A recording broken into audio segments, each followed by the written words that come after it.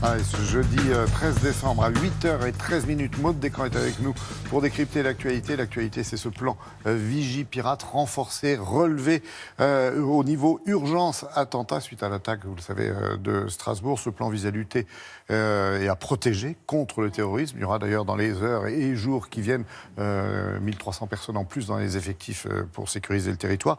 L'idée, Maud, de ce dispositif, d'un dispositif de vigilance en cas d'attaque terroriste, ça date pas d'aujourd'hui, ça date des années 70 même. Exactement, en fait, il y a deux événements majeurs qui vont déclencher ce plan de vigilance. On est en 1978 à Orly, je ne sais pas si vous vous souvenez, mais il y a une prise d'otage par des militants, des défenseurs de la cause palestinienne. On est au mois de mai, et puis il va y avoir un deuxième événement, on est en juillet. Là, il va y avoir une prise d'otage à l'ambassade d'Irak à Paris par des membres de l'Organisation de libération de la Palestine. Et c'est voilà, l'OLP exactement, et ce sont ces deux événements qui vont donner lieu aux premières mesures de vigilance. Et ces mesures de vigilance vont devenir un plan de vigilance en 1981. On est alors sous François Mitterrand. L'idée, évidemment, c'est de pouvoir prendre rapidement des décisions et surtout agir au plus vite. Ce qui fait, Maud, que le plan pirate devient, par la force des choses, Vigipirate. Exactement, Vigipirate.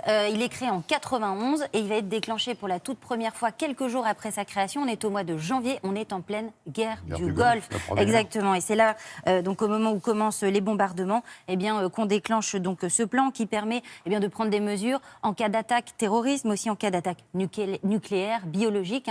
On imagine un peu toutes les possibilités. Et puis, il va être à nouveau déclenché, ce plan, en 1995, avec des événements dont on se souvient également. Ce sont les attentats donc, du RERC, l'attentat également du métro Maison-Blanche. Et puis, il va être maintenu, en fait, jusqu'à maintenant. En 96, il va y avoir l'attentat au RER Port-Royal.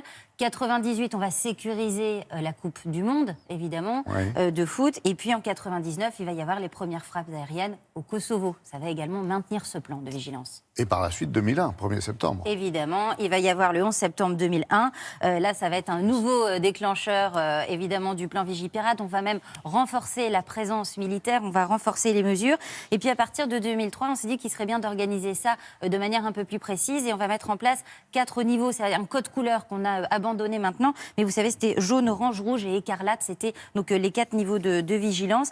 Et puis en 2014, donc assez récemment, on va faire vraiment une grosse refonte du système Vigipirate et on va inclure surtout dans le dispositif les acteurs locaux, les collectivités territoriales pour pouvoir resserrer le maillage, par exemple en cas de recherche. Et puis depuis 2015, depuis évidemment les attentats du 13 novembre, on a mis en place aussi l'opération Sentinelle. Vous savez, ce sont ces soldats qui patrouillent 24 heures sur 24. C'est un gros dispositif et qui coûte assez cher. À l'époque, donc en 2015, on nous a dit que ça coûtait environ 1 million d'euros par jour. Oui, dispositif qui évolue sans cesse, et encore ces 2 dernières années, en 2016. Pourquoi ? Tout simplement parce qu'on s'adapte. Et là, on a créé des nouveaux niveaux de vigilance. Nouveau niveau d'alerte en 2016, en décembre 2016 exactement, avec donc un système de 3 niveaux. On va avoir le niveau de base, entre guillemets, ce qu'on va appeler la posture permanente de sécurité. Ça, c'est ce qui va permettre de mettre en place des contrôles d'identité resserrés, par exemple. On va ensuite avoir un deuxième niveau. Là, c'est quand la menace terroriste est un peu plus élevée. Ça va permettre de procéder à des fouilles, de faire des saisies, de filtrer, de mettre en place des patrouilles. Et puis, il y a le niveau qu'on vient là de déclencher avec les événements de Strasbourg. C'est le niveau urgence attentat qui permet, encore une fois, des mesures un peu plus importantes.